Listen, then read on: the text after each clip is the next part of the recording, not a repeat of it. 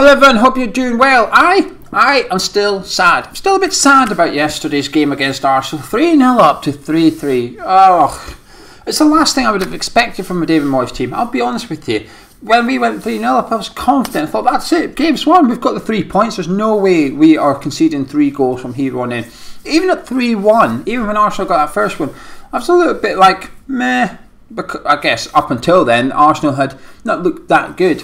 So when that first one went in, I was like, whatever, we've got to half time. I thought, that's alright, we'll get in at half time, we'll change it, Arsenal, we're on top, we'll change it, we'll do something, we'll come in the second half, we will sort of put in what you would call a professional performance in the second half and get the 3 points at the end of the day. Obviously, not to be. 3-0 up to 3-3. And it's definitely 2 points dropped. It definitely feels like a loss.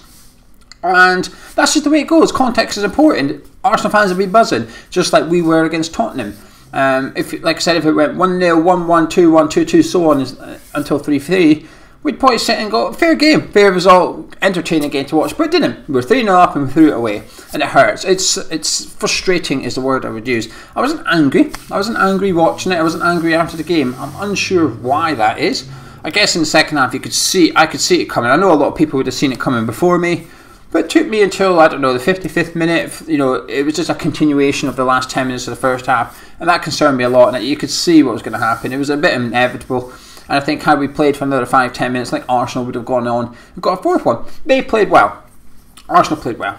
However, I'll get back to the game in a second. I want to talk about the bigger picture. Because I'm feeling good this morning, because I've had a little look at the fixtures remaining, the league table. I've not done the predictor thing yet. I might do, because it's international break, and content gets a bit slim during international break. You get a little bit desperate. You get a bit creativity. Also, that predictor thing is not creative. It's more desperate. But I'll take it right now. I'll take it. So expect a predictor thing. But I was having a look at it. Now, we've got 3 tough games in there. Chelsea, Leicester and Everton. Tough games. We'll do well to get points out of those. If you're asking me now, I'd say 4 points is a good tally from that 3 fixtures. Now, they're not back-to-back, which is possibly a good thing. But the other 6 are winnable. Wolves, Newcastle, Brighton, Burnley, West Brom, Southampton. All from the memory as well. How good's that? Those 6 games, we've got to be targeting, well, you have to target maximum points, you have to. But your expectation, I think you've got to be looking at 4 wins. You've got to expect 4 wins from there, and the other 2 draws probably. And should we lose one of those, then we're going to have to get the other. We're going to have to make those points up from the 3 tough ones.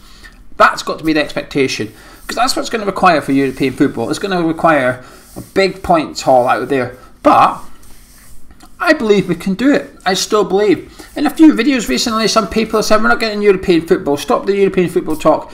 Get realistic, and avoid disappointment essentially, because we're not going to get it. But I can't buy into that. I can't. Now, yesterday would suggest that we are going to blow it, that we're going to bottle it. But I'm not buying into it. Them 6 fixtures in particular is what is Moyes' bread and butter. His record against Arsenal, Man United, Chelsea, Liverpool, it's rubbish. We know that, okay? And we're not getting much points out of those fixtures. But his record at West Ham in particular, certainly the season so far against the other 6, it's fantastic. Out the other 14, the non-Sky Sports top 6, if you only took those fixtures, so our games against Villa and the likes, I think we're top. I'm pretty certain we are top of that league, even above Leicester. But Leicester get results against the Sky Sports top 6, hence they are where they are. This is Moyes' bread and butter, and that gives me hope. That gives me confidence, actually, that we can do this, that we can qualify for European football. We are 5th and 2 points off 4th on merit with the same games played. I am delighted with this season so far. Yesterday was disappointing. It was frustrating. Now, we miss out on European football by a point or 2. That's going to be the game we look at. There's probably other games on paper that were more winnable than Arsenal. But with the way the game went and stuff, I think you can sort of say, alright, fair enough. But yesterday, it was a kick in the stomach. It's definitely 2 points dropped. And should we miss out on something by a point or 2, that's the fixture we're going to look at. But there, that is where we've messed up. Arsenal at home, 3-0 up, and we've lost 2 points. That's where we've messed up. But international break's probably come at a good time for us. I would have, if we beat Arsenal, I would have said it was a bad time, because you're winning, you've got your confidence up, you've got a bit of momentum, you're looking at a league table, equal points with Chelsea in fourth. You want to get into that next fixture. Let's keep going. Lingard's just scored a goal, Souček's just scored a goal, and someone else scored a goal. Jared Boy scored a goal. I can remember the fixture. I can't remember the 3 goal scorers from 24 hours ago. But anyway, those 3 have got a goal. Their confidence is up. They're wanting to go into the next game. They're buzzing. Antonio wants to make amends and stuff. But we didn't win. We drew. It felt like a loss. The boys have been gutted. We know their heads will have been down. They've been seething after that. But with no Fornals, Yarmolenko and Masuaku back from the 23s, I think the international break comes at a good time for us. Get those 3 players back. Ogbonna a little bit closer to coming back as well. Squad depth was severely lacking yesterday. You look at that bench and you sort of dismissed it before the game even kicked off. You thought, well, that's not going to do anything. That bench is not going to do anything.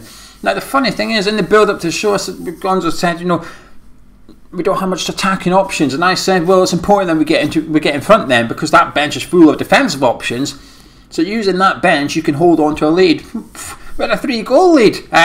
Shows what I know about a bench, but we're lacking squad depth. So getting these players back is good for the international break. Having a little bit of a break, because there has been a lot of pressure on West Ham recently. There's been, up until Christmas time, there wasn't even much sort of media about West Ham. We were just quietly going about our business. But I do feel in the last month or so, the mainstream media have started to big up West Ham a little bit. Plaudits have been heading in direction, and rightly so, in the direction of our midfield and in the way of David Moyes and so on and so forth. And I feel that now the pressure's just increasing slightly, and I think actually a little break away from it might not be a bad thing for all involved. The disadvantage of the international break, of course, is Moyes loses half his squad on the training ground. But also Souček and Rice, they're the 2 players I feel could do the rest. I think they've looked a little bit tired, a little bit jaded in games.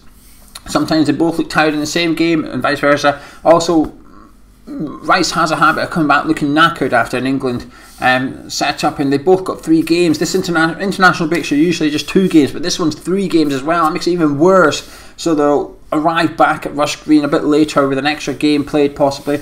So hopefully Southgate does us a favour and doesn't use Rice in all 3. He doesn't need to. I mean, you're playing San Marino and Albania as well as Poland, but those 2 fixtures, you'd expect Rice to be rested for one, use Calvin Phillips. Souček's a little bit more concerning because he's a big player for Czech Republic as well, and they perhaps don't have the squad depth that what England do.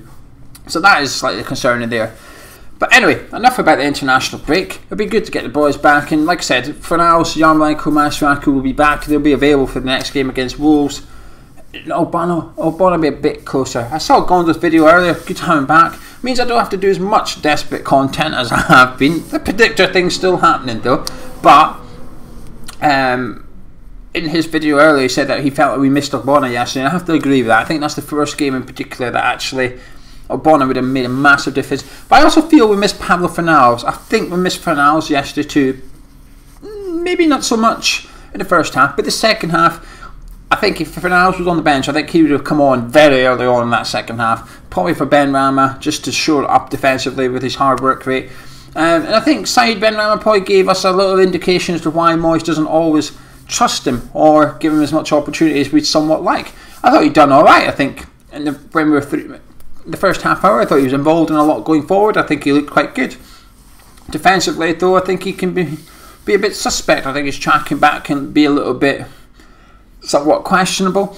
And I think we perhaps saw why Moyes doesn't always put him in when we don't see him as much as we'd like to, if you like.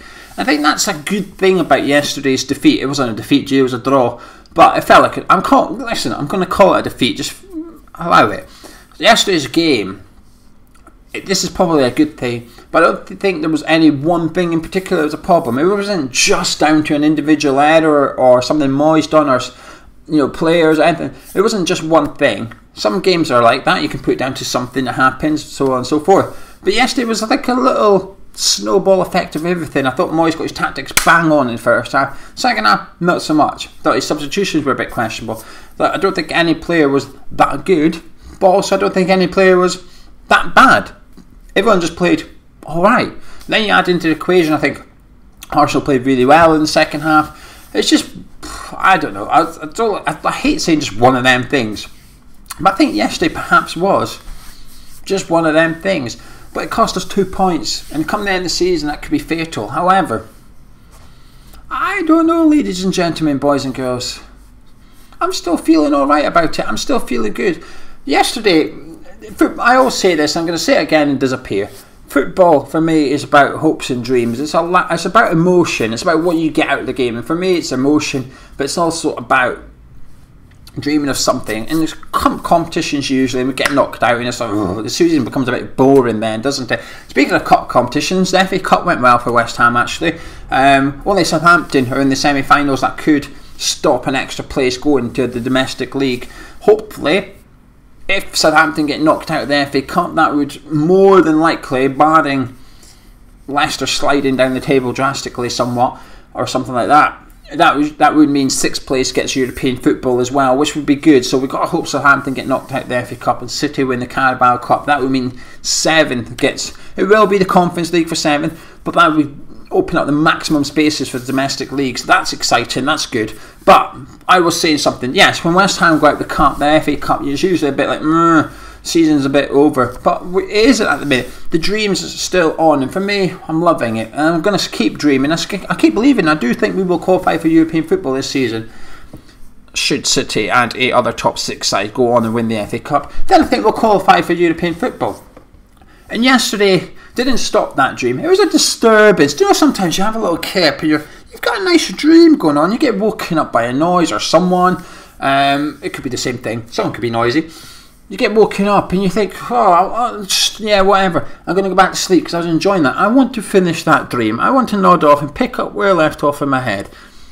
Hopefully it's not just me, by the way. I realise I'm getting very personal here. But when that happens, if I was a bit like yesterday, a bit of a noise, a disturbance, today I'm nodding back off. I've seen the fixtures, the fact that we play 6 of the bottom 10 in the last 9 games of the season. I'm going to nod off. I'm going to start enjoying. I'm going to finish this dream.